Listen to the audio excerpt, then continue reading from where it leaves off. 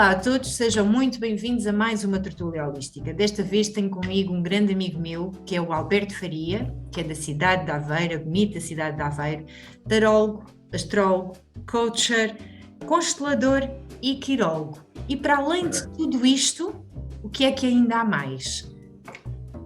O que é que faz atualmente, Alberto? Olha, eu não sei se é bom dia, boa tarde ou boa noite, mas para quem assistir, estejam todos muito bem-vindos. Eu sei que algumas pessoas me conhecem, já foi dito, eu sou Alberto Faria.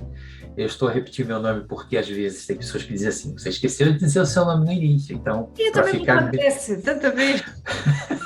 para ficar marcado já ficamos aqui. Olha, Isabel, é assim, eu tenho uma história, foi engraçado o nosso início de conversa antes da nossa gravação. Eu tenho uma história muito longa, eu tenho uma história muito divertida, tem uma parte que é bastante triste. Pode parecer que não, mas é bastante triste. Mas a maioria das minhas histórias de vida são assim um bocado divertidas. Eu posso dizer que eu sou uma pessoa alegre, mas não tive uma vida muito fácil. Mas é uma pessoa alegre porque eu sei. Aliás, nós já nos conhecemos há um bom par de anos e Enfim, desde sempre, uma coisa que lhe foi característica foi sempre o bom humor e a leveza.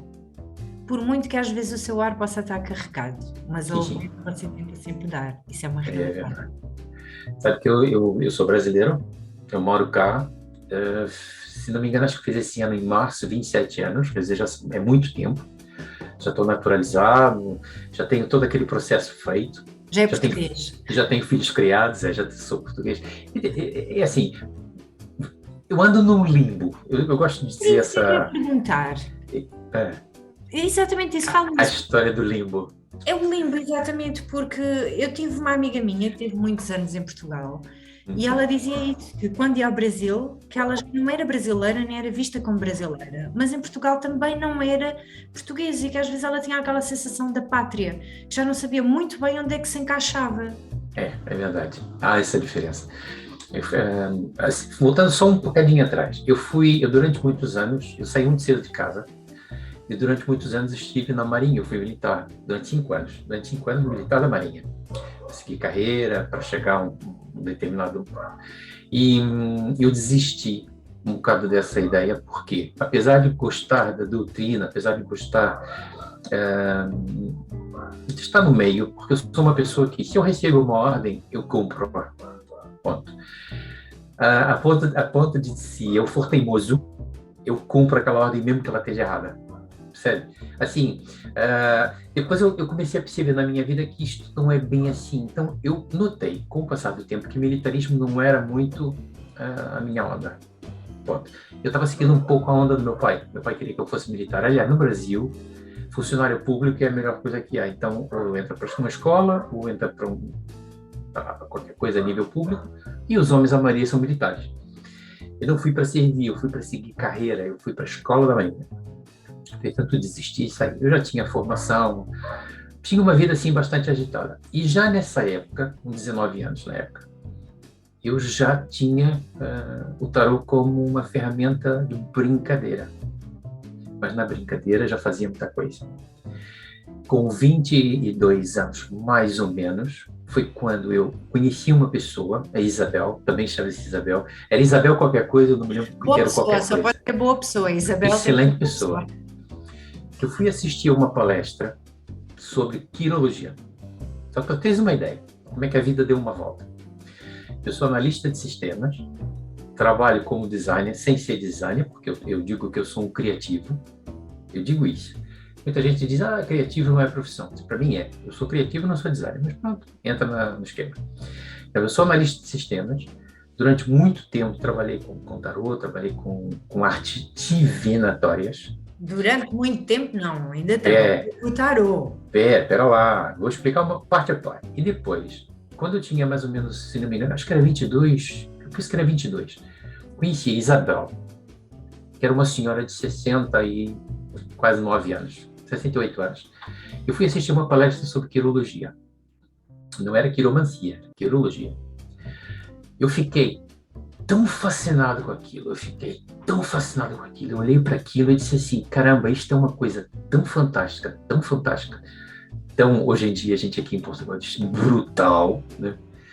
que eu quero aprender isto. A questão era, eu não tinha dinheiro para aprender aquilo, que era muito caro, era um curso de 1 ano, era mesmo assim, um curso de 1 ano, uma vez por semana, foram 50 semanas, mais ou menos, a estudar quirologia, quiromancia, as duas práticas. E eu dizia assim, eu não tenho dinheiro para isso, porque o Brasil, naquela época, era um país muito estranho, como está ficando agora, que está ficando cada vez pior. Era um país muito estranho e tudo era afeta ao dólar, então tudo era muito caro. E eu tinha processos em casa, onde eu tinha que ajudar em casa, meu pai, pronto. Tinha uma história que eu não quero entrar por aí, para não fazer o papel de coitado, mas tinha muitos problemas familiares. Então essa pessoa, como eu fazia já parte da equipa, com 21, 22 anos, eu penso que era isso, num sítio, cá, aliás, lá no Rio de Janeiro, estou me reportando a um lugar, ela disse assim, vamos fazer assim, eu vou te ensinar, eu ensino-te, desde que um dia, e eu já fiz isso, alguém que precise aprender, você faça a mesma coisa, pega essa pessoa e ensine sem cobrar nada, zero. Mas isso acaba de ser uma lição de vida. E eu aprendi imenso com aquela senhora, que ela fazia radiestesia, tinha uma capacidade incrível de radiestesia, mexia com tudo quanto era aparelhos de radiestesia. Eu aprendi muita coisa com ela nessa época, 22 anos. E aos 22 anos, eu estava a poupar dinheiro para fazer um curso que era, hoje em dia nós chamamos de PNL, na época não chamava-se PNL, curso de controle mental e programação neurolinguística, coisas assim. E eu fui fazer um curso que custava uma pequena fortuna. Eu tive que poupar quase 8 meses de salário para poder fazer um pagamento, sempre lembrando que o dinheiro era afeto ao dólar, então sempre subia. Por mais que eu poupasse, nunca havia, como era uma instituição internacional, não dava para dizer assim, olha, faz mais baratinho, dá um jeito. Não, era pagar e pagar. Fiz o curso e foi a partir daí, foi aos 22 anos. A minha vida praticamente mudou por completo, porque eu comecei a ver as coisas de uma forma diferente, comecei a ver as coisas com uma forma mais luminosa, sabe? Mais luminosa. Não era diferente assim, uau, que a vida é bela, não. Eu comecei a olhar que havia sempre uma chave onde eu podia ir procurar. Era isso que eu ia dizer, mais luminosa ou quase mais racional, porque há sempre uma saída. Às vezes nós estamos então no meio da confusão, no centro do furacão, no olho do furacão, e perdemos-nos nas nossas emoções e não conseguimos ver a saída. Sim. Posso chamar de mais racional. Posso chamar de mais racional. A programação neurolinguística faz um bocado isso. Estás assim, porquê? O que é que podes fazer diferente? O que é que... E é curioso que essas ferramentas eu utilizo até hoje. Eu, inclusive, fiz cursos, e já cá em Portugal já dei vários cursos das mesmas ferramentas, já aprimorada para a minha forma de trabalhar, para a minha forma de ser. E fui sempre trabalhando. Foi quando, um belo dia, trabalhando na Tijuca, conheci o Ney. Isso já foi há muitos anos. Repara quanto tempo. Conheci o Ney, trabalhamos juntos, entretanto, ele seguiu a vidinha dele e eu segui a minha.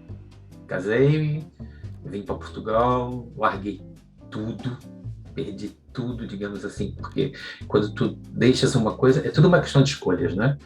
Quando tu escolhes uma coisa, tu tens que estar preparado e saber que vai ter que largar a mão de outras. Exatamente.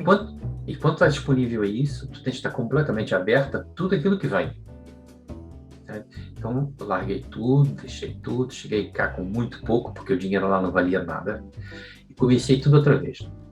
Postei em abrir uma empresa, cá, abri a empresa, arranjei um sócio, tudo corria muito bem até no ponto onde nós arranjamos uma pessoa para trabalhar conosco, que foi assim um bocado de desaponto.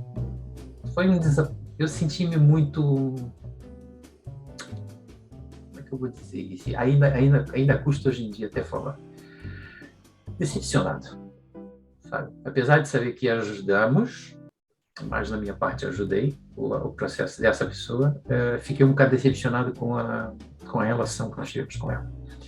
Sempre trabalhando, nesse período, aliás, até vou dizer que deixei um bocado de trabalhar com o tarô e com a quirologia. Eu tinha um escritório em Aveiro, onde eu fazia consultas, assim, sem ninguém saber. Era muito eu no meu mundo, sabe? Ninguém sabia. Até hoje eu sou um bocado assim. Não faço muita propaganda, muito no meu mundo, não me esperem colocar gatinhos e passarinhos no Facebook, porque eu não vou fazer por aí, assim, tudo muito certinho, sabe, tudo muito Profissional. Militar? Hã? Militar? Profissional. Eu consigo separar tudo muito, muito certo, sabe? Não é bem militar, é tudo muito certo. O que é casa, o que é família, o que é trabalho. E às vezes eu recebo, por exemplo, de vez em quando, umas coisas no meu Facebook, e a pessoa, eu esqueci que esse Facebook é de trabalho, não é de família, então eu vou tirar. Não, pode deixa, tá tranquilo, não há problema, porque não há confusões, sabe? E na época, em relação àquilo que estávamos a falar no início, a pessoa estava em processo de transformação também. Só que era uma menina, tinha se formado na universidade. E eu disse assim, eu ajudo. A minha médica de família pediu para ajudar, porque ela não conseguia arranjar estágio em lugar nenhum. E eu disse, não há problema. Eu montei uma empresa de comunicação e imagem, cá em Aveiro, durou 8 anos praticamente. Durou 7, o último ano foi para morrer. E colocamos essa pessoa para trabalhar conosco. Entretanto, essa pessoa foi funcionária durante 2 anos. E depois, era tão boa funcionária, era tão boa pessoa, disse, olha, vamos fazer assim, já que vamos fechar portas e vamos trabalhar só nós, foi um pouquinho antes da crise de 2008, isso foi em 2005, vamos fechar e vamos ficar só nós, vamos fechar a empresa e vamos fazer assim, vamos colocar essa pessoa, não vou dizer nomes, eu vou colocar essa pessoa como parte da sociedade da empresa. Por quê? Precisamos comprar uma máquina, em vez de pedir dinheiro ao banco, porque está aí a crise, ela entra com uma percentagem, acho que foi 10% ou 12%, com o valor, e nós compramos a tal máquina que precisávamos, e ela, olha, foi a pior coisa que fizemos. Acredita? Foi a pior coisa. Depois que ela entrou para a sociedade, estragou tudo. Dissipou a sociedade, acabou com tudo, foi uma decepção. Eu até hoje sinto... E agora, olhando para trás, porque na altura também não sabiam fazer melhor e foi a vossa melhor opção, era o melhor que tinham. Deixou amargo de boca? Deixou aquele gostinho do caramba, a gente ajuda e mesmo assim as pessoas, sabe? Aquilo ficou meio um bocado marcado. Mas você fez o que estava certo, porque ajudar é aquilo que nós temos que fazer. Agora, se foi. do lado de lá não sabem receber, já não é um problema seu, já é um problema de quem está do lado de lá, não é? Se não sabem reconhecer, se não sabem receber, porque para tudo isso também é preciso saber. É verdade.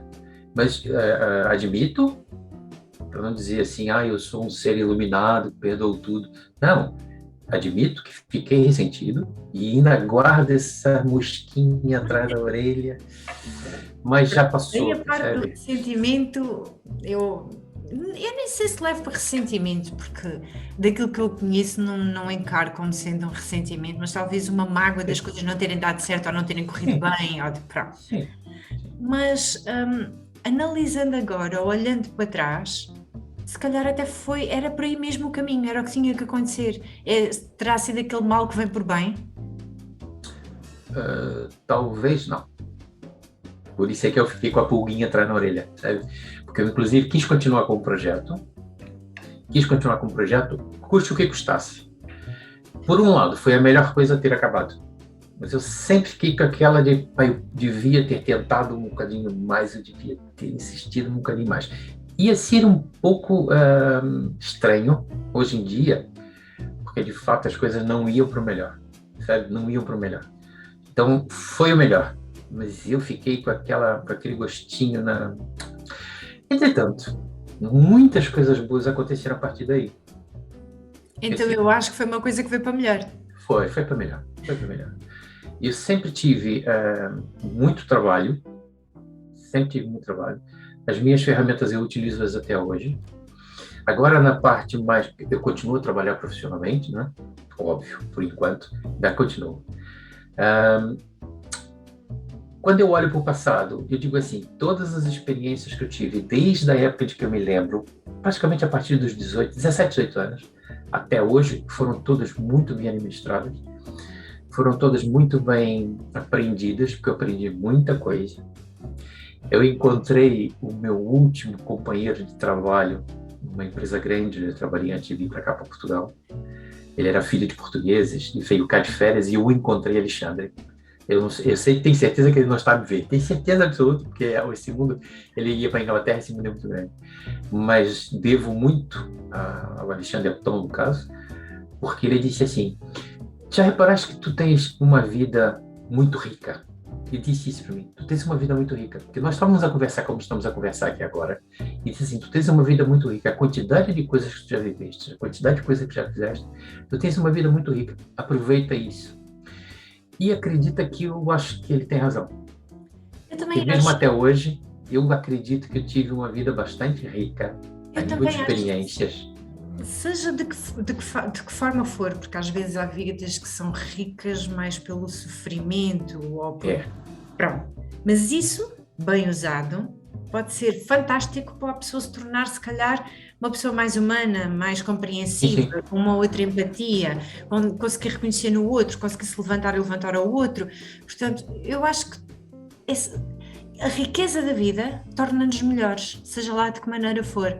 Nós é que às vezes não temos a capacidade de perceber ou de ver e levamos tudo ou como um lamento ou como uma É, vida louca, não é? é, é.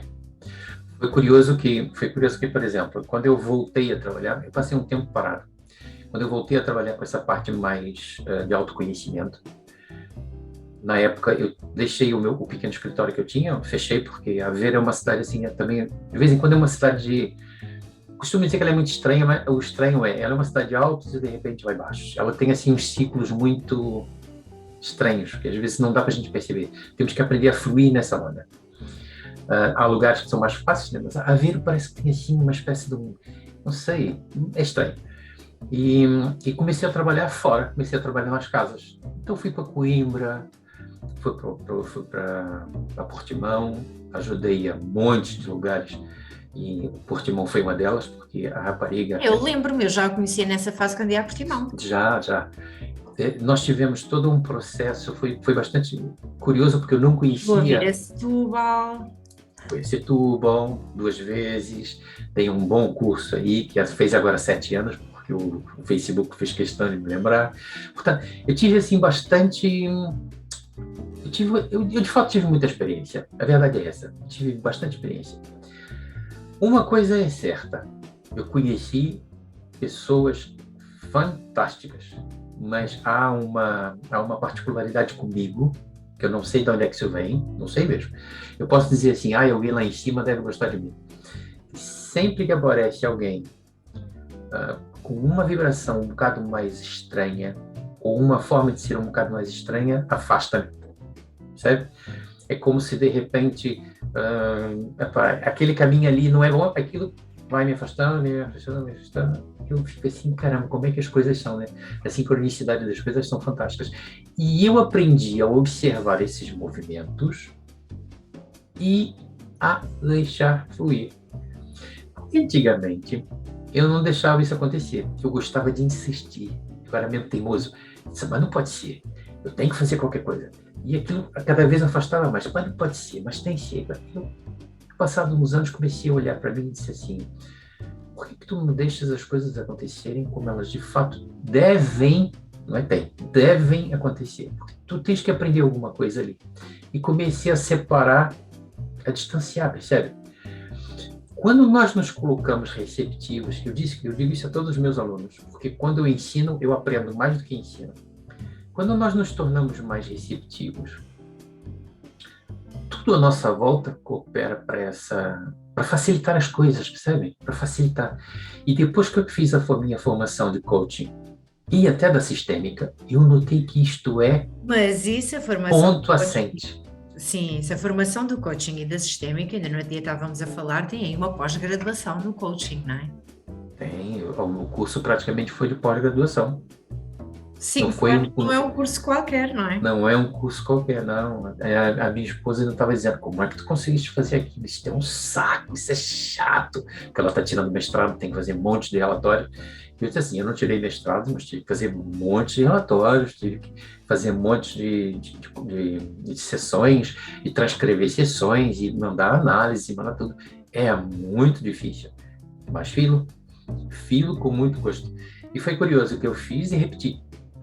Convidado, né? Convidado, não paguei outra vez. Eu fiz e depois fui convidado para repetir, porque o curso era um curso muito... Não havia uma sala cheia com 500 pessoas, havia uma sala com 4 ou 5, que eu achei aquilo estranho. Como é que é um curso? Porque eu tinha ideia de que aquilo ia estar lá uma sala assim com 15, 20 pessoas. Não, éramos, quando eu fiz até a primeira parte, foram 4 pessoas. Eu olhei assim, olhava para tudo, assim, uma salinha tão pequena, e o senhor, na época, o Viana, disse assim, pois é aqui que nós vamos trabalhar e temos muito trabalho para fazer. E digo-te uma coisa, foi fantástico. Foi um mês, fantástico. Depois tem os trabalhos. Isso numa primeira parte. Depois tivemos uma segunda parte, que aí já foi muito mais tempo, não me lembro agora, com trabalhos, com entrevistas, com todos os processos que eu tive facilidade. Por quê? Porque eu, como dou aulas, como dou formações, como tenho os meus grupos de meditação, o que é que eu fiz? Como já fez PNL, como já trabalhava no tarô, como já dava a quirologia, portanto, era quase um Dava encargo aulas de perfeito, meditação. Eu disse, olha, eu tenho aqui vagas abertas para pessoas fazerem aqui umas sessões de coach. Quem quer? Aí arranjei tudo muito fácil. É que foi fácil. E sem pagar, sabe? Foi uma coisa assim, tipo, eu vou aproveitar o contingente que tenho, a mais-valia, né? E vamos lá trabalhar. Depois foi o trainer, que é uma outra bomba de conhecimento, é uma outra bomba de sabedorias que a gente adquire para falar em público, porque, por exemplo, uma das coisas que às vezes mais custa ouvir em pessoas que falam em público é, entretanto,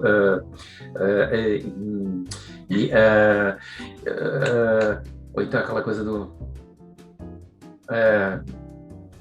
então, para quando vamos, sério, esses nós chamamos que errinhos são as muletas, nós dizemos que são as muletas psicológicas. Ponto. Então, um monte de gente fala assim. E eu aprendi a falar cada vez mais fluido. Nota que eu estou a falar, às vezes falo muito rápido, eu tenho que reduzir um bocadinho, mas eu estou a falar na boa. É claro que eu vou buscar uma muleta ou outra, mas enquanto isso eu descanso a fala. Quer dizer, nós aprendemos um monte de coisa, e aí temos que dar sessões de coaching trainer, e aí eu vou alugar um auditório, e aí eu vou alugar uma sala, foi tudo assim. E consegui tirar, que foi uma facilidade. Depois repeti, eu fui convidado para repetir novamente o coaching trainer, porque o primeiro fiz em Lisboa, não gostei. Ponto. Não gostei.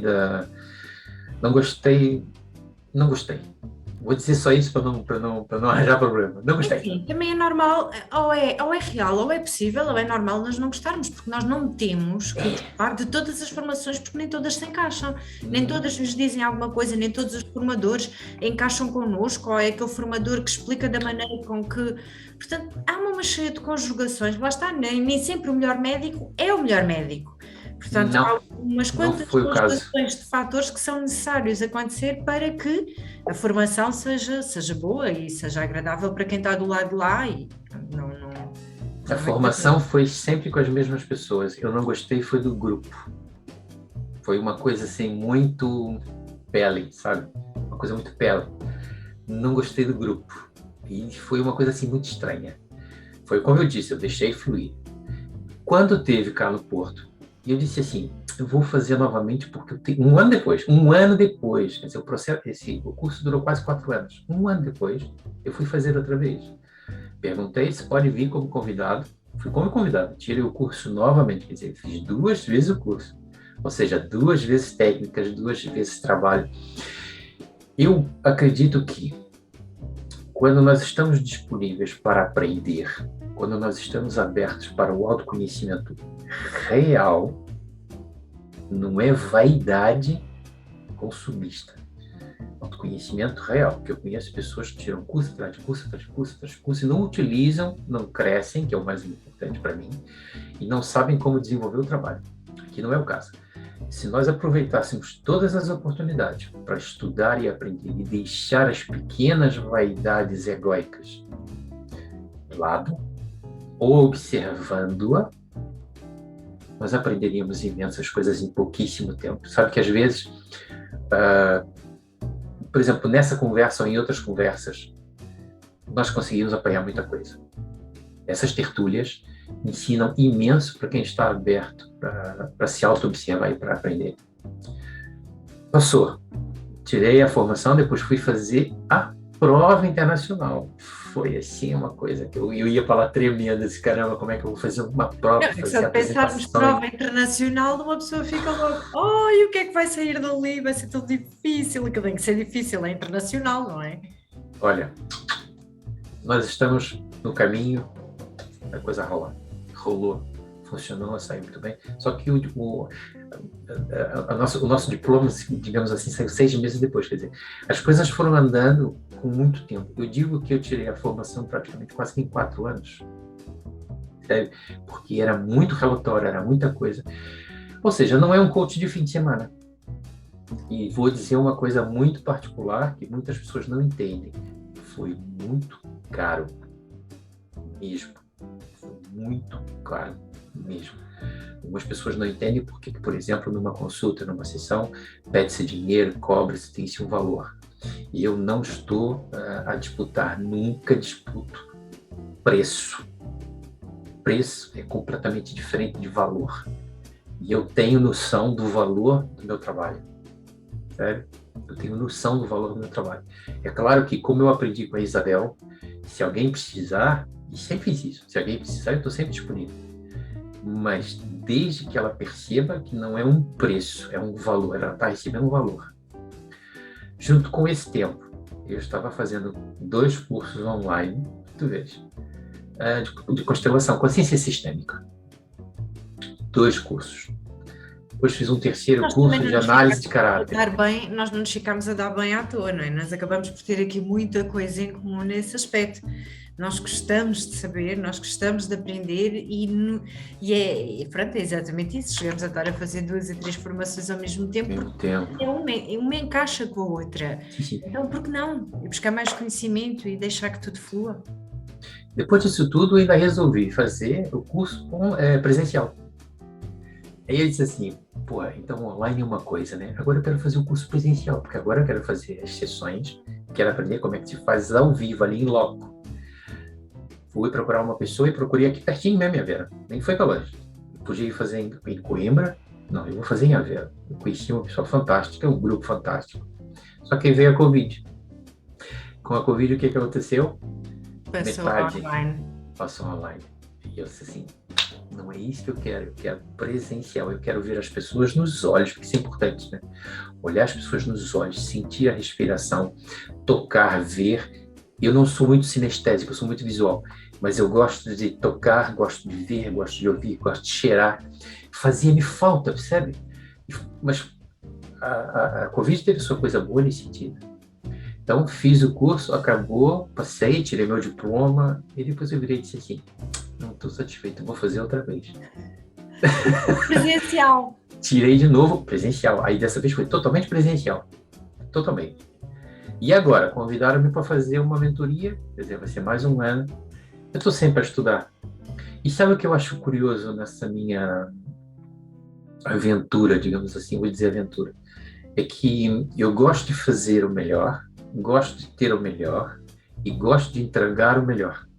Todas as pessoas que convivem comigo, que fazem os meus cursos, que têm às vezes conversas, ou então consultas ou sessões, sempre, isso é que eu tenho notado, sempre saem modificadas.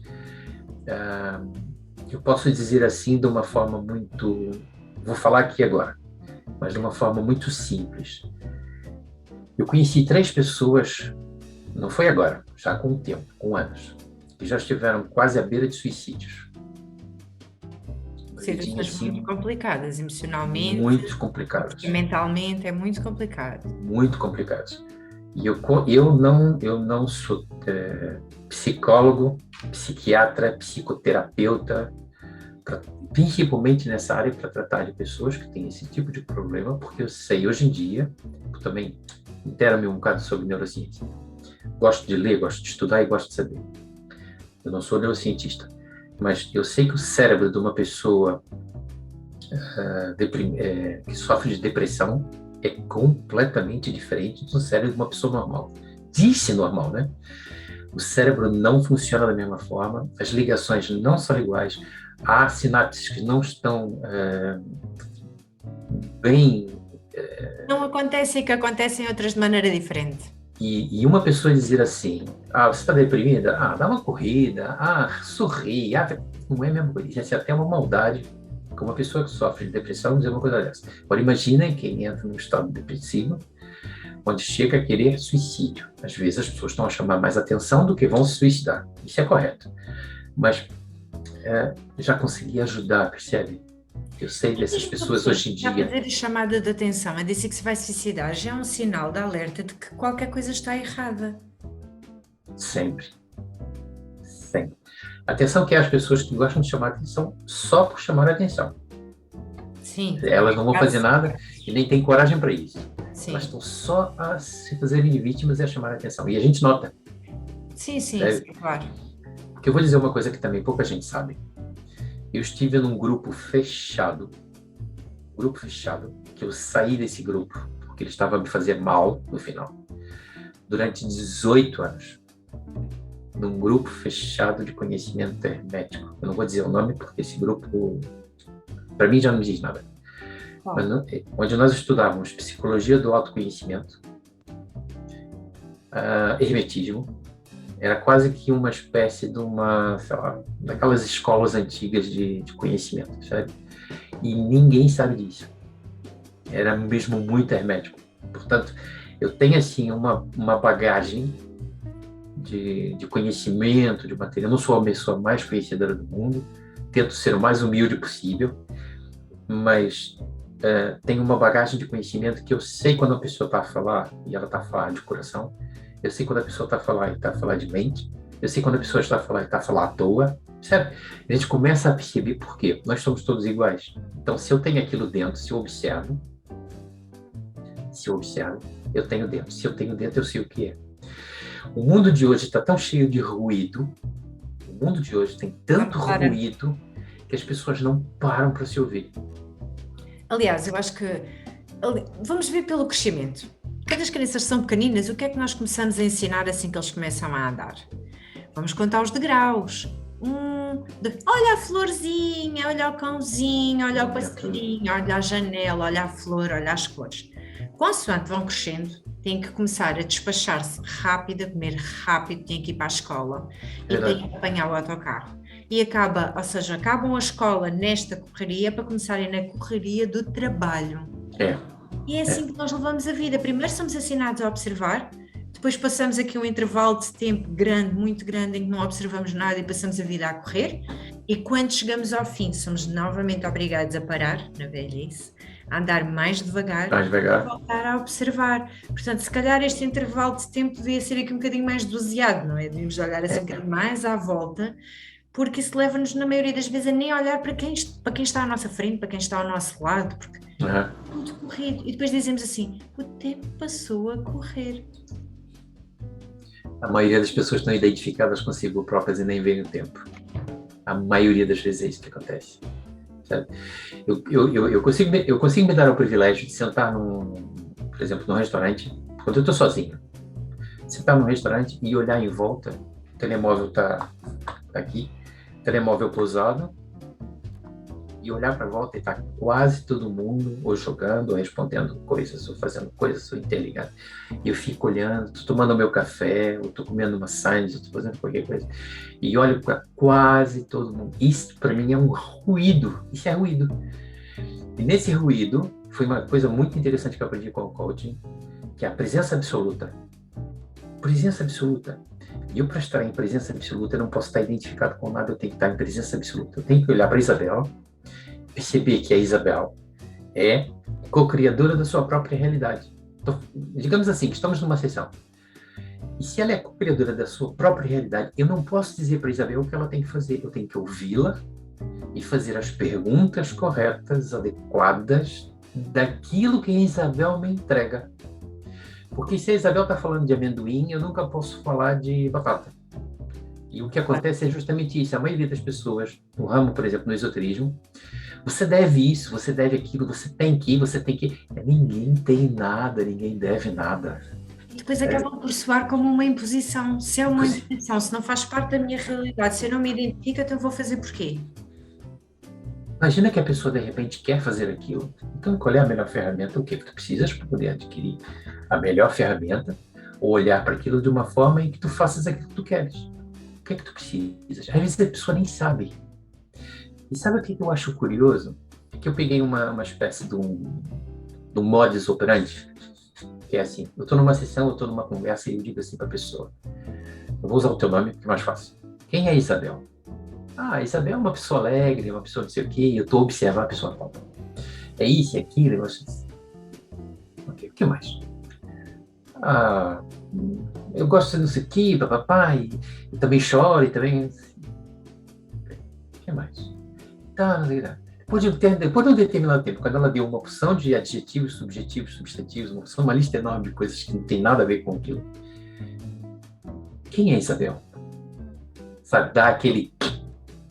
A pessoa fica assim, pensando, mas eu já disse. Mas afinal de contas não é isso. Não é isso que você quer ouvir, senão eu não quero ouvir nada. Eu quero saber? Não, eu não quero saber. Quem é Isabel? Ela fica assim. Acredita que às vezes, quando eu pergunto pela terceira vez, a pessoa começa e começa aos poucos a entrar mais profundamente nela própria, a dizer mais profundamente aquilo que está, não na rama, mas aquilo que está, não digo nas raízes, mas aquilo que já entra na terra, percebe? Diz assim, Aquilo mais guardado, é mais nosso. Eu, afinal de contas, sou uma pessoa que anda à procura de mim mesma, mas ainda de vir mais fundo, né? E começamos a fazer as perguntas como elas são. Isso tem um poder transformador tão grande, tão grande, tão grande, mas tão grande, que às vezes até a mim me choca, porque eu consigo perceber que o ser humano, com SH minúsculo, né, começa a vislumbrar o ser humano com SH maiúsculo. Começa a ver de fato quem é por dentro. Isso é um trabalho tão fantástico, tão fantástico. Isso é quase que um poder sobre-humano. Acredito. É quase um poder sobre-humano. Acredito, porque também constato o mesmo nas terapias, que mais facilmente a pessoa, ou seja, aquilo que nós sabemos, aquilo que nós falamos, aquilo que é ensinado, aquilo que nos é dito, através das crenças, através de tudo, é tudo muito pela rama. É tudo rama. Não contes muito, não fales muito, não te abras muito, tens que ter cuidado, tens que nascer aqui, olha as invejas, olha... E acabamos por viver numas emoções, ou por viver uma realidade que nem é uma realidade. Ruído. Samsara. Ruído. É puro samsara, é ruído, sabe? E é curioso que, por exemplo, eu quando eu dava os meus cursos de tarô, eu dei 18 cursos de tarô, foram 18 anos. Quando eu tive para dar o 19º, parei, depois entrou a Covid, parou e eu deixei para lá. Era um ano falando sobre egos, magia, autoconhecimento. Nós passávamos um ano a falar só sobre isso. E aprender a jogar, e aprender a ler as lâminas, né? E aprender a trabalhar com elas, e aprender a trabalhar com as pessoas. Arranjávamos pessoas, inclusive, para fazer leituras. Era uma dinâmica bastante interessante. Mas hoje em dia as pessoas parece que só estão à procura daquilo que é assim, muito rápido, muito instantâneo. Instantâneo, eu digo que é fast serve, é linha de montagem, chegar, trek, até cima de uma frente e tu aqui há 3 meses, porquê? Pois, se calhar tens que fazer algum trabalho, não? Não, a pessoa quer chegar e ouvir e já estava. Eu noto muito mesmo, muito, mas não só com o estudo, nem com o saber, mas com tudo é descartável. Tudo. Tudo é instantâneo e descartável. Tanto que eu criei uma frase que não devia tê-la criado, mas criei-a, porque eu acho que ela impacta. E foi engraçado que há pouco tempo impactou uma médica aqui em Leiria, que ela, quando ouviu a frase, ela ficou olhando assim para mim, foi assim um bocado forte. Eu disse assim, e usa essa frase, eu passei a usá-la. Só existem 2 comprimidos mágicos para solucionar os problemas na vida. Só existem 2, não existe mais nenhum. Quais são? A pessoa fica assim, isso aqui, começa a pensar, né? Eu disse assim, não, só existem 2. Um é cianeto. Tomou um comprimidinho de cianeto, está tudo resolvido, não há mais nada para fazer. E o outro comprimido é muito pequenininho, chama-se ação. Eu também acho. Se não começar a agir, se não começar a fazer, se não tomar coragem e tomar uma atitude perante a vida, Eu digo A atitude. vida não Atitude e modifica. ação. Sempre atitude Tudo. e ação. Tem. Mas é o mais difícil. É mais difícil. É bem mais difícil. Mas Por é o que é isso mais é que eu cianei é mais resultado. fácil. É como aquele antibiótico ótimo que é muito difícil tomar, mas pronto, realmente ele tem bons resultados. Mas Não há não há solução. nada que tenha melhores resultados senão a ação, a atitude, a pessoa ser proativa, consciencializar-se da sua realidade, perceber o que é que quer fazer, o que é que não pode fazer. O que é que não pode? Isso é outra questão. A outra questão é, a maior parte das pessoas não sabe o que é que quer. Mais A fácil maior parte das pessoas sabe o que não não quer, quer. mas Exato, o que quer não faz a menor ideia. sabem. E às Menor vezes, ideia. nem, já apanhei, já lidei já tive casos de pessoas que nem o que não queriam sabiam.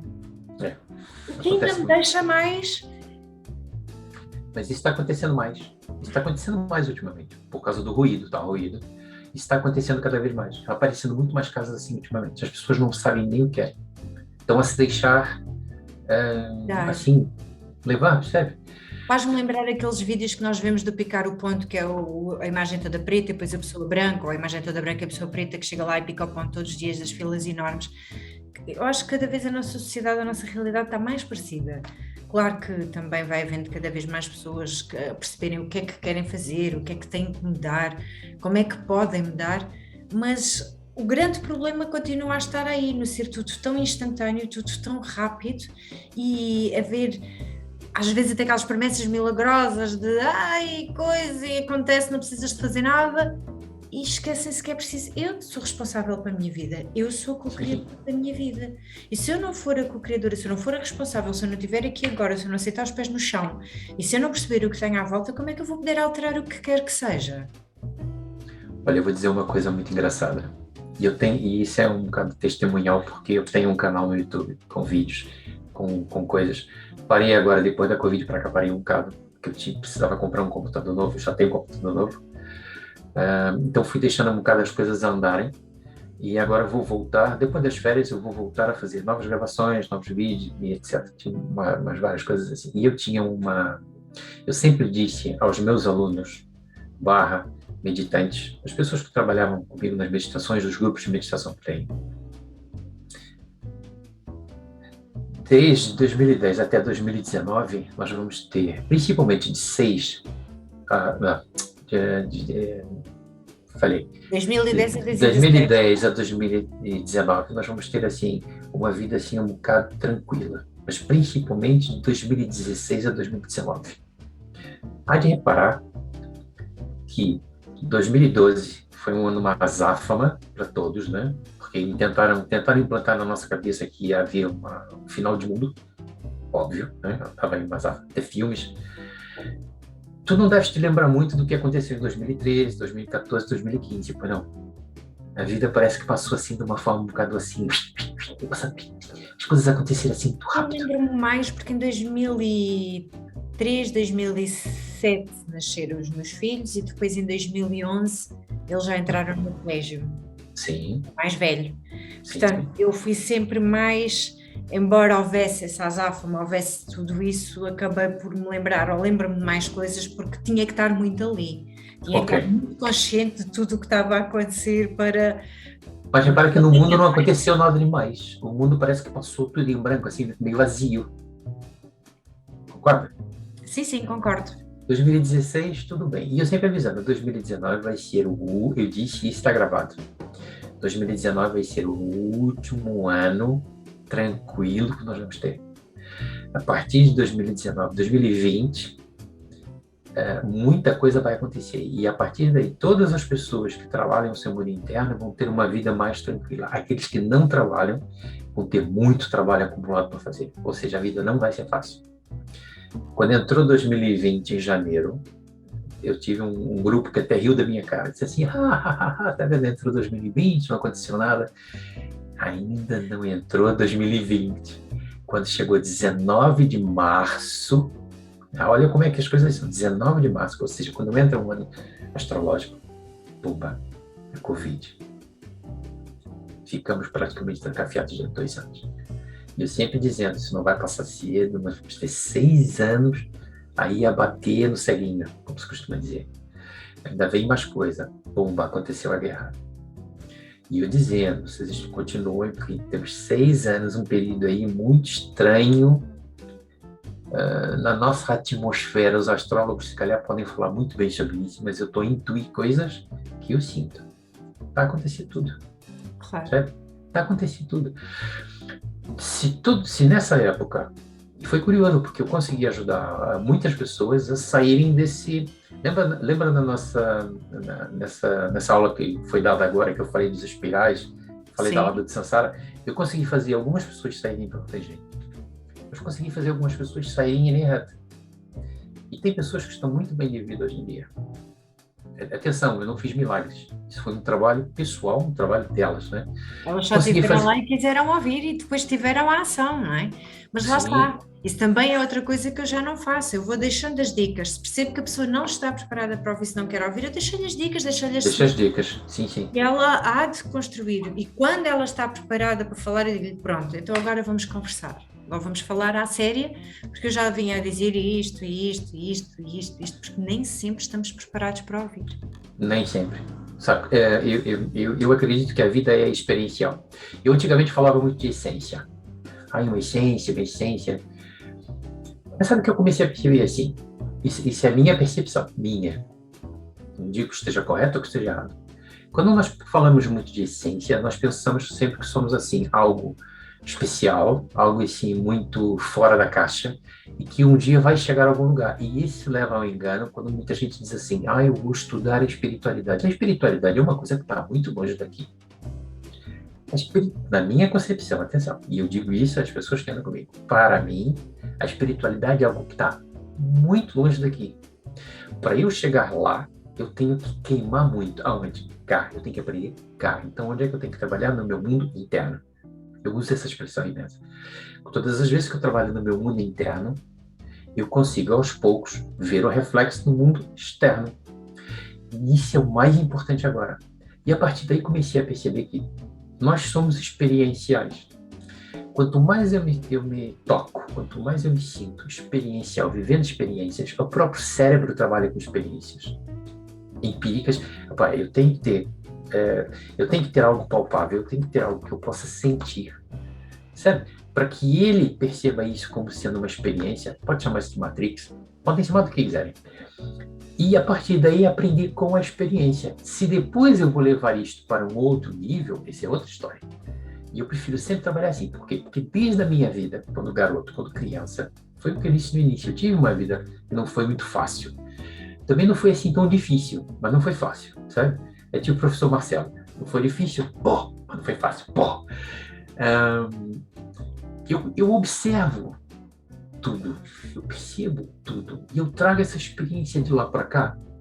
Então, nós, se começássemos agora a evitar perceber os ruídos, eu falo sempre sobre isso, todos os ruídos, os visuais, os auditivos, os emocionais, São que a maior parte das vezes são aqueles que pesam mais, porque devia ser ensinado de pequeninos, quando se entra no infantário, a lidar com as emoções. Essa inteligência emocional.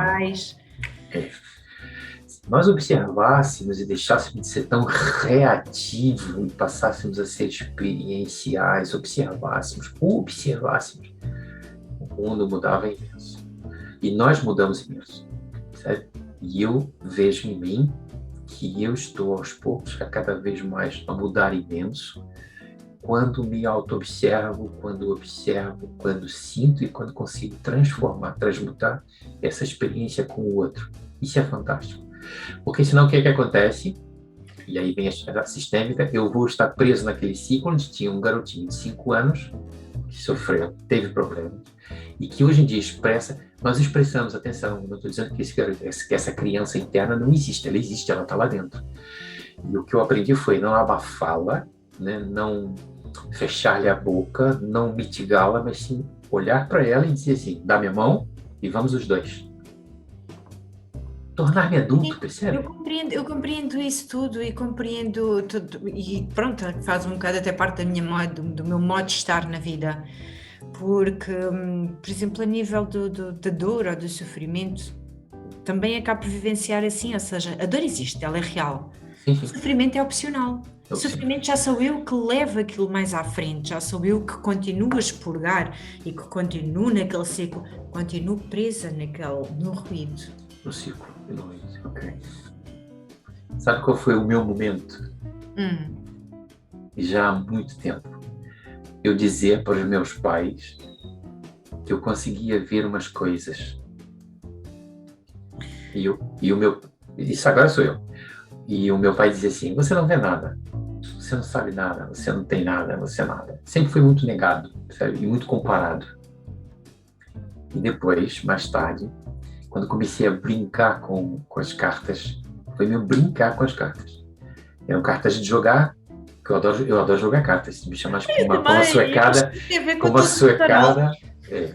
Então, eu olhava para as cartas e aquilo passava um sentimento. É estranho aquilo, percebe? E eu, nessa brincadeira, vi uma coisa e disse essa coisa. E aquilo foi assim, um bocado, não deve ser verdade. E era verdade. Eu não vou dizer o que é, porque é uma coisa muito, muito nossa de família, mas pronto. Era Claro, assim uma coisa bastante séria.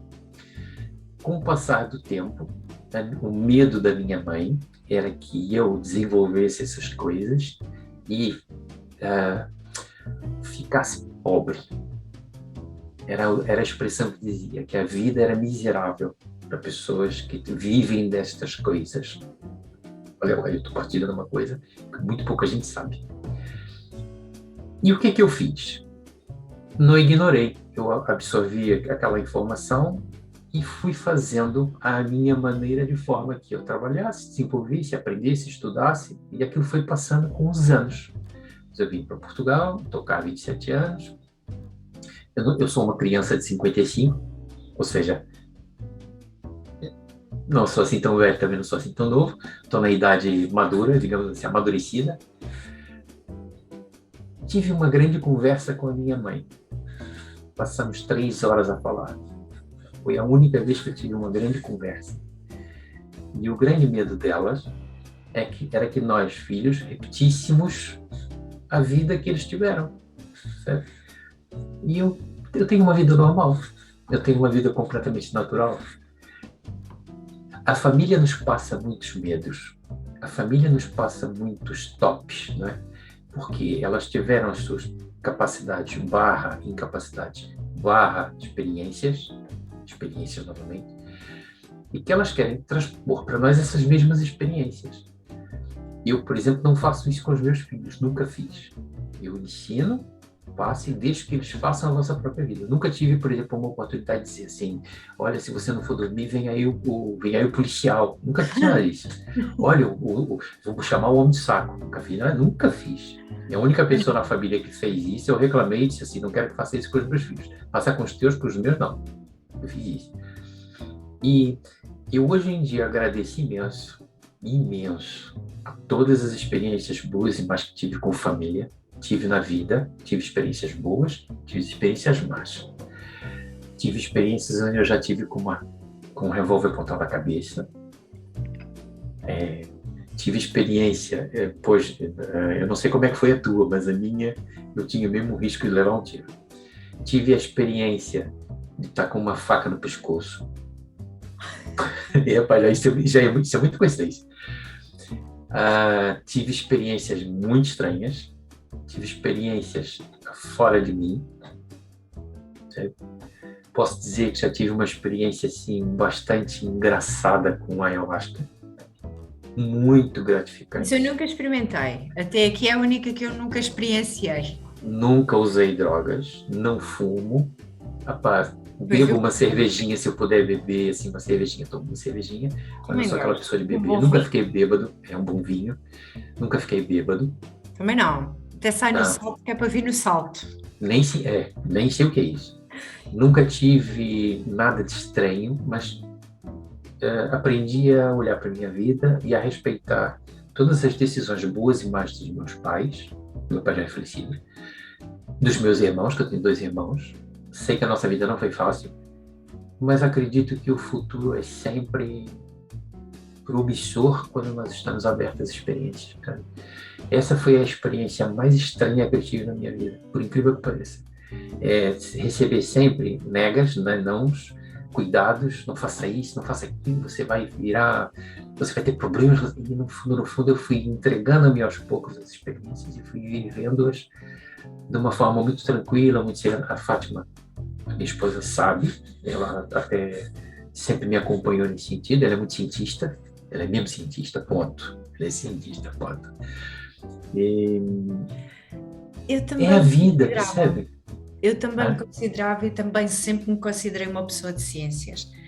E já eu digo o contrário, eu digo que talvez por nunca ter sido negado e por ter sido essa parte esotérica ou holística, ou quiserem dizer, ter sido sempre uma constante na minha casa, desde que me entendo por gente, porque a minha experiência mais antiga com essa idade eu tinha 4 anos, só revelei há pouco tempo à minha mãe. E a minha mãe dizia assim: Tu lembras-te disso tudo? Eu disse-lhe: De tudo, de tudo. fantástico. Porque talvez por isso, ou seja, eu atribuo ao facto de em casa de ter havido sempre a abertura para nunca ter sido escondido, nunca haver a tal história do vai acontecer assim, não faças isso, porque atribui a isso o facto de ser tão ligada à ciência, de negar, de ser tão cética.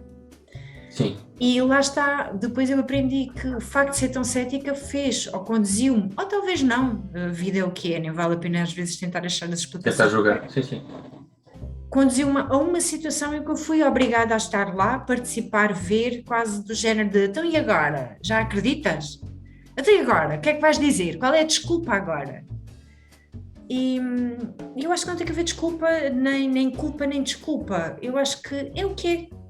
Tem que haver E assim entendimento só. encarar tudo com essa naturalidade e normalidade. É isto. Pronto. Isso é o que muita gente às vezes não percebe, porque complicam imenso. É justamente o ruído. Complicam imenso, tudo é muito complicado, tudo é muito difícil, tudo é muito.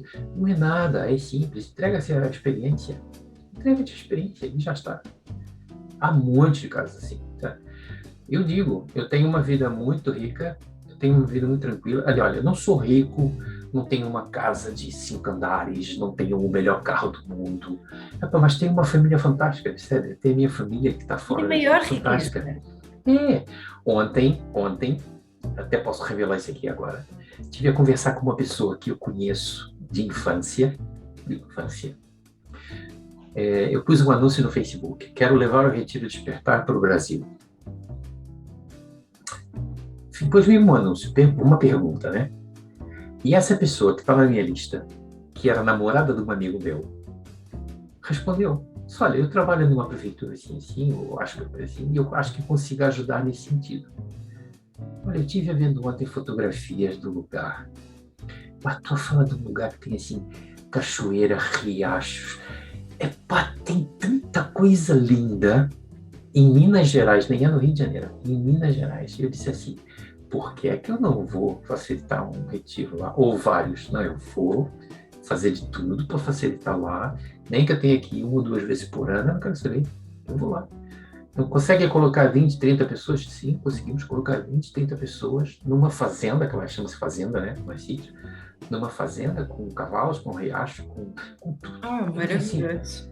Por que eu vou deixar de fazer? Percebe? Até essas experiências, por ver uma pessoa que eu conheço, mas que já não vejo há muitos anos. Ela em si não era nada minha, ela era namorada de um amigo meu. Mas ela é prima de uma amiga minha, que era minha vizinha, a Margarida, que é filha de portugueses. Olha como é que a vida dá voltas. E que, para mim, eu considero como sendo a minha irmã, que não é minha irmã, né? Assim, a minha irmã de alma. Nós tínhamos conversas de 4, 5 horas à noite, assim, no quarto dela, falávamos de coisas. Eu fui visitá-la várias vezes enquanto estava cá em Portugal, só em pensamento, e ela sentia lá, há uma ligação muito grande. E, de repente, fez luz. Ela disse: então vamos facilitar isso. E eu disse assim: olha que fantástico, como as coisas não são por acaso. Agora, imagina se eu, no meio dessa azáfama toda, eu não tivesse quietude para ouvir os sinais, para ouvir as coisas, sabe? Aí é que está a questão do ruído. Quanto mais ruído eu tenho, menos eu escuto. Quanto mais ruído eu tenho, menos eu ouço. E aquilo foi fantástico, foi juntar a gota com a perdigota, digamos assim, o alho com o bugalho. E eu fiquei maravilhado, eu disse: olha que fantástico. É bacana, não é? Claro. A mesma coisa foi quando, por exemplo, por uma questão de sintonia, uma questão de sincronicidade, eu acabei indo parar aí para dar aquele curso há 7 anos atrás. Foi uma outra pessoa que me chamou para ir dar aula, eu já nem lembro o nome dela, para ir dar curso. Ela insistiu, mas havia ali uma coisa estranha. De repente a Isabel virou para mim, acho que não sei se fosse tu ou se fosse a tua mãe, que disse assim: vem aqui dar o curso. E eu disse: por que não? Claro que sim. E fomos aí. E foi maravilhoso. Aliás, Sério? eu tenho uma memória que guardo até hoje desse curso de uma conversa nossa. Vamos lá ver. Na altura eu ainda estava muito debaixo de fogo. O medo ainda era uma constante. Sim. E claro que eu tentava controlar ou fazia aquilo que achava que seria possível fazer. E no nosso estudo, na nossa formação de quirologia, o Alberto fechou-me a mão quando eu fui ter consigo a mostrar um sinal. Fechou-me a mão e diz-me assim: não procures aquilo que não queres achar. Acho que devo ter dito isso. Disse-me, eu tenho a certeza, porque ainda hoje eu tenho muita tendência a ir procurar e ver, ir até à última informação e procurar mais e ver mais. E eu, a partir daí, sempre que começo a achar, calma, porque eu não sei se quer perceber o que vem dali, lembro-me logo: não procures aquilo que não queres achar. Às vezes nós andamos à procura de cabelo em cabeça de ovo e o negócio não corre nada bem. Isso também é uma verdade. A quirologia tem uma coisa de fantástica. Tu pode dizer que não, mas está escrito, não pode negar. E se a pessoa tem capacidade de ver e capacidade de ler, ela pode negar à vontade, mas, por exemplo, a mim não me engana. Eu deixei de praticar um pouco a quirologia pelo seguinte. Eu uma vez acho que confidencializei isso e disse que não gostava muito de dar consultas. Lembra-se disso? Sim. Eu não gosto muito de dar consultas. Por quê? E vai perceber. Porque a maioria das pessoas que vêm diz assim: não conheci meu futuro, quantos filhos eu vou ter, eu vou perder um dente, e meu cachorro. E aquilo deixava-me assim um bocado... Vazio. Assim, sabe, um bocado estranho. Quando eu comecei a perceber, e isso foi mais tarde, quando eu comecei a perceber que eu atraio aquilo que eu tenho dentro, para poder aprender e ver através do meu reflexo, eu comecei a perceber que as pessoas que chegam são exatamente aquelas pessoas que eu temo. Tá? Bom, todo cliente, todo colega de trabalho, tudo que chega é sempre reflexo daquilo que eu tenho dentro para aprender. Pode ser meu ou não, mas eu tenho que aprender com aquilo alguma coisa, porque aquilo vai me servir de ferramenta para algo. A partir daí, essas coisas deixaram de acontecer. Assim, de todo, deixaram de acontecer. Só que a parte da quirologia, como a maioria das pessoas, porque é muito curioso, é uma ciência, não é ciência, mas vamos dizer ciência, é um conhecimento um bocado curioso. A maioria das pessoas ligam isso aos ciganos e ligam isso a misticismo, aquela coisa do porque vai acontecer. Não vai acontecer, calma. Há muita coisa que é preferível que a pessoa não saiba, porque o livre-arbítrio é uma ciência muito estranha. Eu tenho aprendido um bocado sobre isso. O livre-arbítrio é uma ciência um bocado estranha, não é bem assim como todo mundo diz. Há coisas aí que não são bem assim. Eu nem quero entrar nesse mérito, porque isso é papo para 5, 6 horas. Mas o nosso cérebro já tem muita coisa guardada, muita informação que vai fazer nos levar a algo que a gente chama de livre-arbítrio e não é, já está pré-programado, e isso na quirologia a gente consegue ver. Então eu comecei a fazer só para mim, observar como ferramenta minha, sabe? E às vezes eu dou um curso por ano, mas ultimamente já nem tenho nada. Uma questão que pode ser uma dúvida de quem nos está a ouvir. Qual é a diferença entre quirologia e quiromância? Quiromancia é adivinhação. O sufixo mancia é adivinhação. Quirologia é estudo. A quirologia não é uma ciência. Ponham isso na cabeça, por favor, que as pessoas confundem ciência com conhecimento. É uma ciência. Há uma série de estudos que fazem com que nós percebamos os sinais e as transformações que acontecem nas mãos, E não só a própria forma de trabalho com as mãos, os movimentos, a distância dos dedos, o tamanho dos dedos, polegares, essas coisas todas. Isso não é ciência. Isso é mais um conjunto de conhecimentos que fazem com que nós percebamos características internas de cada um. E eu sou testemunha, batata. Quando eu olho para aquelas coisas, eu digo assim, aquilo tem que ser aquilo. Por mais que a pessoa esconda, sabe? Tá lá. O que pode acontecer isso acontece principalmente muito com pessoas que trabalham-se a si próprios. Ela tem aquela característica, mas não usa. Ou ela tem aquele defeito, vamos chamar de defeito, que não era a palavra mais correta, mas conseguiu dar a volta, porque o autoconhecimento faz com que ela aprenda a se autocontrolar, a se auto-observar. E aí não é aquele fatídico problema da quirologia. Você vai morrer, sério, todo mundo vai morrer um dia. Mas isso uma vez eu estava numa sessão, experiências estranhas. Uma vez estava numa sessão de hipnose, estava a trabalhar com um alter ego. E às tantas, o alter ego, como é óbvio, não queria deixar que se chegasse à parte do subconsciente do paciente, e eu tossi e diz assim, diz-me o paciente assim, olha, está-me a dizer que vai morrer. E eu disse-lhe, é verdade, tem razão. Um dia vou morrer, mas não vai ser hoje. É verdade. É verdade. É verdade. E nós vivemos como se fôssemos imortais, não é? Como se esse dia nunca fosse chegar, como se... Mas um dia todos vamos morrer. Mas agora imagina se eu dissesse para uma pessoa despreparada, para uma pessoa menos consciente, assim, tu vais morrer. Opa, ela aceita aquela mensagem. Como uma verdade. Como uma verdade, aceita aquele chip, digamos assim, como dizem aí. Aceita aquilo como uma verdade e começa a mitigar isto, a transformar isto e a viver isto. A PNL faz isso. Já leu um livro que é A Cura pela Mente? Não, ainda não. Então tenho que ler. Eu conheço, mas não li. Leia, porque ela é de uma médica também, da Lisa Rankin, e ela tem relatos históricos de estudos, principalmente com sino-americanos, em que quando nascem já fazem logo o mapa natal, diz logo quando é que vão morrer, e eles morrem mesmo que não estejam doentes. Da mesma maneira, ou seja, estudos com pessoas que são operadas ao joelho, pessoas que não são operadas ao joelho, e pessoas a quem disseram que eram operadas e que não são operadas, portanto, ali vários grupos, e o poder da mente, a maneira como a nossa mente influencia, co-cria, é impressionante. É uma programação. As pessoas a programar a pessoa. Por exemplo, nós somos um perigo. Por exemplo, eu sou um perigo autêntico, e eu digo isso nas meditações. Eu tenho muito cuidado nas meditações, porque as minhas meditações são mesmo co-criacionais.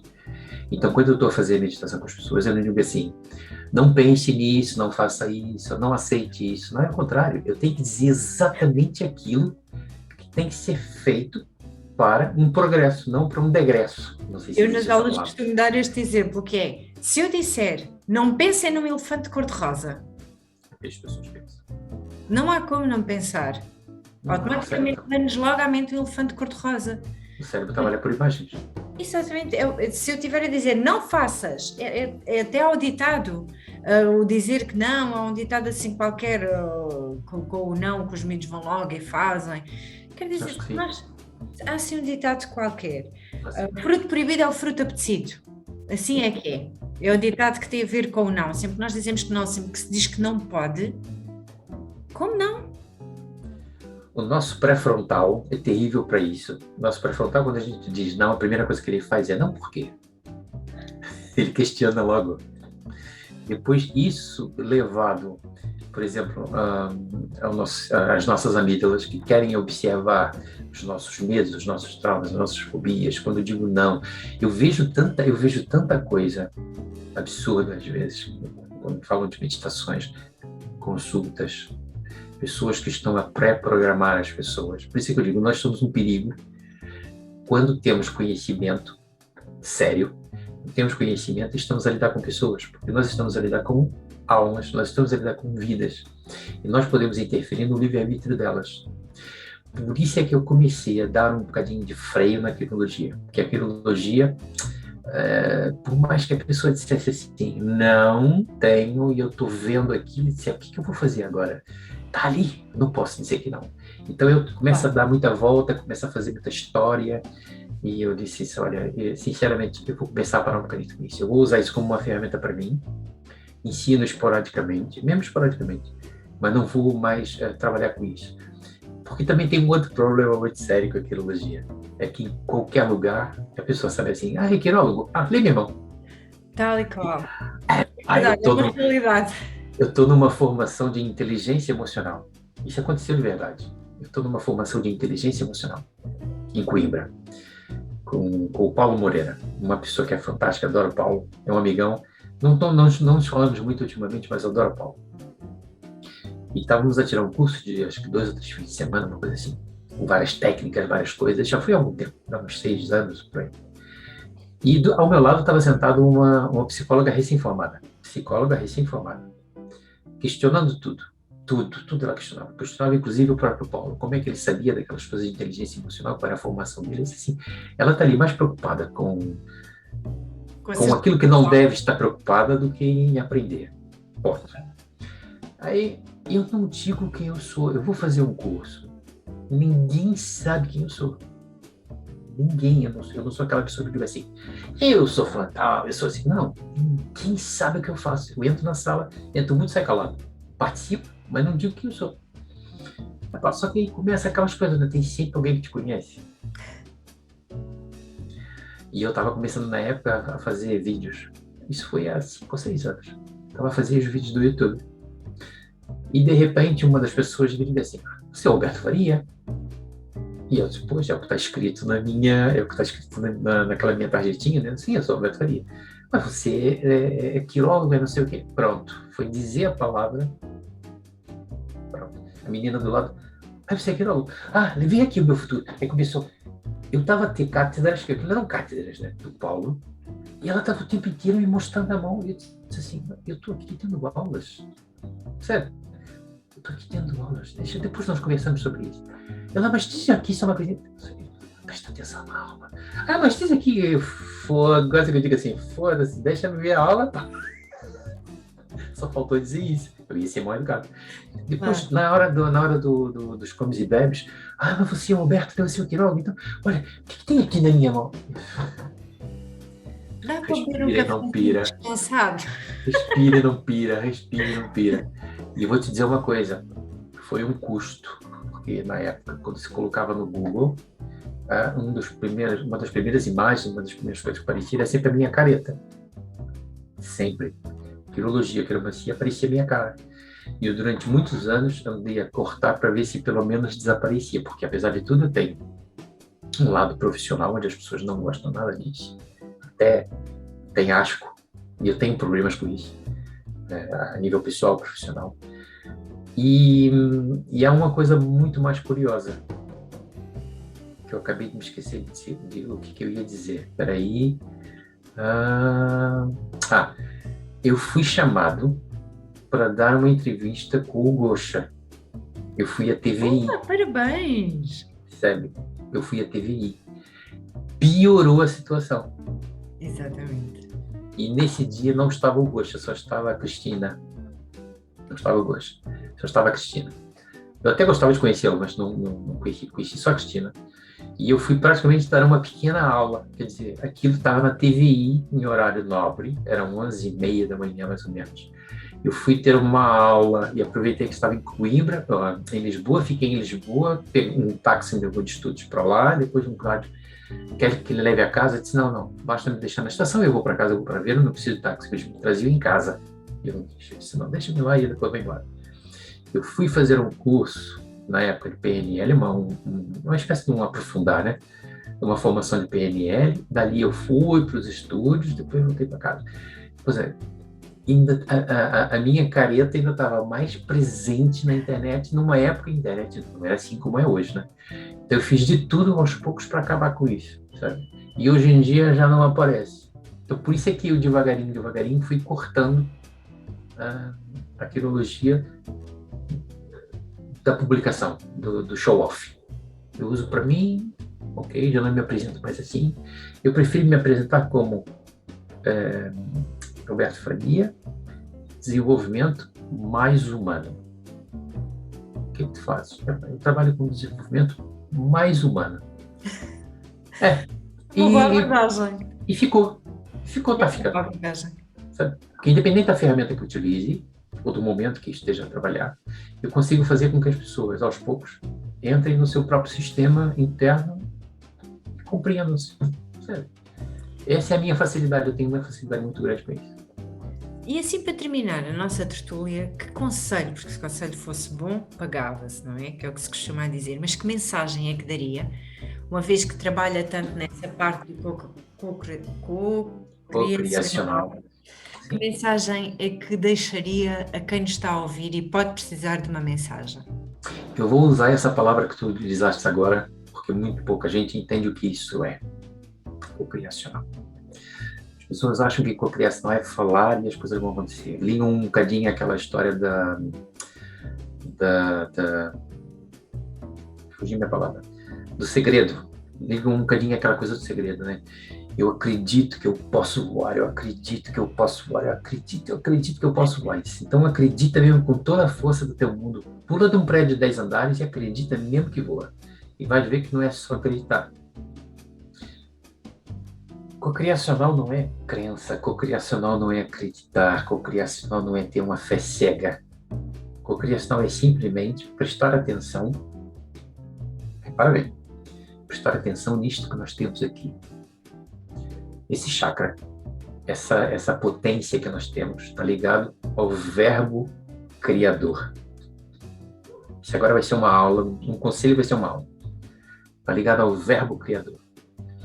Eu só consigo ter um verbo criador quando eu sei aquilo que falo, quando eu presto atenção naquilo que digo. Sabe? Repare que a nossa conversa, muito pouco eu devo ter dito assim, eu não faço isso, eu não faço aquilo, não isso. Você não deve fazer isso, não. Estou a falar as coisas de uma forma assertiva. Quando nós falamos de forma assertiva, o que acontece? A minha personalidade, vou chamar de essência, o meu mundo interno, o meu cérebro, a minha mente, que é a expressão do cérebro, percebe que o que eu quero é isto. Se eu não quero isto, eu não tenho nem que pensar no que eu não quero, eu tenho que pensar naquilo que eu quero. Cocriação é isto. Eu jamais devo dizer a um aluno, a um participante, a um cliente, seja o que for, a um amigo, mas não faça isso, não sei o que, não isso, não aquilo, outro, não. O que é que tu queres de verdade, percebe? O que é que tu precisas? E utilizar esse verbo criador para dizer e aprender comigo mesmo, cada um consigo, exatamente aquilo que eu quero. Isso é cocriar. E isso é muito importante. Porque se eu estou ligado no que eu não quero, eu não estou criando. Eu estou me distraindo com ruídos. Certo? Cocriação é isso. O que é que de fato tu queres? Quero isto. Então, vamos fazer isto. Queres fazer de fato isto? É isto? O teu propósito é este? Então, vamos trabalhar em cima disso. Eu não quero fazer aquilo, eu não gosto de fazer isso. Não, eu não estou a perguntar o que tu não gostas. Eu quero saber o que tu queres. Então, se nós prestássemos atenção no que falamos, no que dizemos, prestando atenção no mundo interno, a criação era muito mais poderosa, digamos assim. É só repararem no discurso. Agora, eu vejo, por exemplo, muito coaching por aí, a fazer, vamos agora saltar um bocadinho, o que vocês querem? Eu não quero isso, não quero aquilo, é isso mesmo. Não é por aí. Por onde é? Autoconhecimento, autocentramento, aprender a ouvir, sabe? Aprender a falar, dizer as coisas como elas têm que ser. Que é uma coisa que, inclusive, por exemplo, eu gosto muito do discurso da Isabel. A Isabel fala extremamente bem, desde dos vários encontros que tivemos aí com o tarô. Isabel, Sim, Isabel, tu. Obrigada. Eu presto atenção na dialética, eu presto atenção no discurso, eu presto atenção na forma como a pessoa fala. Estou sempre prestando atenção, sempre. É claro, quando há um deslize, um deslize é um deslize. E eu também cometo deslizes. Isso é normal. Mas quando nós começamos a prestar atenção no próprio diálogo, quando nós prestamos atenção na própria forma de falar. Isso passa para fora e a cocriação está exatamente aí, porque nós temos essa espécie desse chakra com pequenos chakras que estão situados dentro do ouvido. Então esse triângulo está relacionado justamente com essa criação, com essa materialização daquilo que eu verbalizo. Nós temos aqui com o terceiro olho, com Ajna, que é receber. Depois nós temos, vamos agora materializar. E eu vou dizer assim, materializar, trazer para a matéria, trazer exatamente aquilo que eu quero. O conselho que eu deixo é isso. Preste atenção no vosso diálogo, preste atenção no vosso diálogo interno, para que as coisas fluem. É fácil? Não. Não é não. Foram muitos anos, foram 18 anos para estudar isso. Mas, tocar, não morri. Aliás, como eu costumo dizer, sou grande, gordo e feio, mas não morri, estou aqui. Sério, é essa ideia de que às vezes queremos manter uma imagem, não. Mas agora está a enganar, quem nos está a ouvir, ou quem nos estiver a ver está a enganar, porque não é grande, nem é gordo, nem é feio, é uma grande pessoa, é uma pessoa com um coração maravilhoso, é uma pessoa que tem crescido muito nos últimos anos. E também não é gordo, tem uma estrutura média, portanto não tem nada a ver, foi uma imagem muito despersonalizada daquilo que o Alberto realmente é. Descontextualizado, porque é notório isso que falou. Tem sido notório o seu crescimento nos últimos anos desde que nos conhecemos, até agora, tem sido um crescimento notório. Em várias, eu não consigo dizer no quê, mas também sou muito observadora e em diferentes situações e em diferentes contextos, a serenidade, a paz, passa. Eu faço por isso. É sério. Eu gosto quando as pessoas sentem-se bem. Eu tenho isso em mim. Eu gosto quando as pessoas sentem-se bem. Repara, eu disse, eu gosto quando as pessoas sentem-se bem. Eu não disse, eu não gosto quando as pessoas sentem-se mal. Reparou a diferença? Eu gosto quando as pessoas sentem-se bem. E gosto quando as pessoas expressam e sentir-se bem com elas próprias. Claro. Com elas próprias. Porque para mim não é importante que ela esteja bem ou mal. Para mim é importante que ela esteja bem dentro da vestimenta dela. Ou seja, ela seja o mais fiel possível àquilo que ela é. E eu levo muito isso aos meus clientes, levo muito isso aos meus alunos, levo muito isso na minha didática. Muito. E gosto de trabalhar com pessoas. Posso dizer assim, ainda acredito no ser humano. Apesar de tudo, ainda acredito no ser humano. E ainda acredito na vida, ainda acredito no bom, sabendo que há o mal, sabendo que há os desafios, sabendo que há dificuldades, sabe? Não sendo hipócrita, sabendo que há tudo. Mas acredito muito nessa potencialidade. E toda pessoa que trabalha com pessoas deveria sempre acreditar no ser humano. Sempre acreditar no ser humano. Para tornar esse mundo cada vez melhor.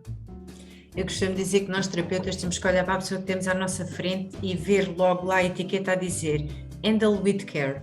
Ou seja, cuidado, é frágil. Porque todos nós temos emoções, todos nós temos sonhos, todos nós temos conquistas, perdas. Todos nós somos feitos de várias pequenas coisinhas que nos constroem, portanto nós temos que lidar com aquilo com muito cuidado para não partir e para tentar restaurar o que é preciso restaurar e dar uma nova vida e ali um novo brilho. Portanto, eu costumo dizer sempre isso, handle with care. Sabe que eu tive uma história uma vez muito curiosa, hoje em dia, ela é uma pessoa fantástica, eu também não vou dizer nomes, mas eu tive uma vez uma pessoa em Coimbra. Eu fui fazer uma consulta de quirologia. E essa pessoa vinha assim, muito preta e densa, extremamente densa. Muito preta, densa, muito cheia de não sei o quê, com umas olheiras enormes. Não sei o quê. Eu devo ter lhe dito qualquer coisa. Mexeu muito com essa pessoa. Ela é conhecida, mexeu muito com ela. Passaram-se 6 meses, houve uma feira em Coimbra, e fui convidado para participar para dar uma palestra de quirologia, ter lá a minha barraquinha de quirologia, e eu fui, eu alinhava com essas coisas. Eu fui, e de repente eu vejo uma pessoa vestida de branco, com um peso completamente diferente, assim, uma pessoa, eu não reconhecia a pessoa. Alberto! Vinha assim, abraçava, eu fiquei olhando para aquilo assim, eu não conheço essa pessoa. E agora o que que eu vou dizer? Eu não conheço nem sei o nome dela. Aí eu atendia muita gente naquela época. E me abraçou, é tão bom te ver aqui e tal, não sei o que, para aquelas papo rolando, não sei o que, não sei o que, tá. Só vinha na minha cabeça coelho e escorpião. Eu não sabia de onde é que vinha aquilo, na minha cabeça vinha coelho e escorpião, parte do PNL. Havia uma ligação qualquer. E eu, vamos ali tomar um lanche. Eu fui tranquilo, andando com ela. Disse, minha vida mudou muito depois que nós tivemos a nossa consulta. Mas olha, eu vou dizer já. Quando eu saí da consulta, eu fiquei com tanta raiva do Alberto, eu quase que pedi o meu namorado para ele te bater. Eu fiquei assim, o que é que eu fiz? O Alberto foi tão duro comigo, tão duro comigo, mas disse-me umas verdades e foi tão duro comigo. Mas olha, valeu a pena. Eu hoje estou completamente mudada, quero levar uma vida diferente, e de fato estava, porque eu não me lembrava dela. Aí não era a mesma pessoa. E eu disse assim, olha, desculpa, vai me fazer voltar atrás, porque eu não estou lembrando quem era. Eu olho para ti, a única coisa que eu lembro é coelho e escorpião. Eu chamo-me fulana coelho, não vou dizer o nome, eu chamo-me fulana coelho. E o Alberto só dizia para mim assim, você parece um escorpião, tá sempre a picar a si próprio, tá sempre a magoar a si próprio, você tá sempre a querer morrer. Ela estava no caminho da morte. Ela estava no caminho, não é da morte de morte, ela estava no caminho de não vida. Claro. Pronto. No caminho da morte. No caminho da morte no sentido figurado. E ela hoje em dia é uma baita terapeuta, uma baita professora de yoga, tem o seu próprio espaço, tem a sua, não podia ter filhos, já tem um filho, certo? Já tem um filho, não podia ter filhos. Tem uma vida completamente diferente. E esse foi um exemplo que eu dei. Às vezes, nós temos que ser um bocadinho mais duros para poder infiltrar o remédio, a carapaça dura que o cliente tem, e dizer determinadas coisas que ela possa rachar mesmo aquela carapaça e abrir para poder se manifestar uma essência. Há muita gente que aceita, há outros que não. Mas pelo menos essas, a gente consegue pelo menos ajudar a resgatar essa alma, percebe? Claro que e sim. Essa pessoa é um amor. Né? Eu não sei de onde é que veio essa força. Supostamente não deve ter sido minha. Mas resgatou-se uma alma. Foi fantástico. Claro que sim. Claro que e esse trabalho eu costumo fazer algumas vezes. E eu, quando sou duro, sou mesmo duro. E às vezes temos mesmo que ser. Alberto, despeço-me aqui de si, porque esta conversa é com mais cerejas e não tenho ideia, mas já é 8:45. Portanto, eu agora vou fazer o fecho, porque senão nós vamos ficar com uma tertúlia enorme. Está ótimo. Tem muita coisa aqui para aprender. Obrigada por ter estado desse lado connosco, obrigada por estar aqui a ouvir mais uma tertúlia, por estar a fazer-nos companhia, desta vez com o Alberto, uma pessoa fantástica. Espero que tenha gostado, espero que tenha ajudado e não se esqueça, co-criar é a palavra de ordem. Obrigada, até uma próxima. Obrigado, até uma próxima. Lembre-se, co-criar, não se esqueça. Até uma próxima. Co-criar, verdade. Olha, Isabel, foi um prazer enorme estar aqui contigo. Foi um prazer enorme, para mim é sempre um prazer enorme essa tua simpatia. E eu me sinto muito honrado em poder participar e partilhar esses momentos contigo, tá bem? Beijinho, mamãe. Olha, Isabel, foi uma honra falar contigo. Muito, muito, muito, muito obrigada. Beijinhos a todos.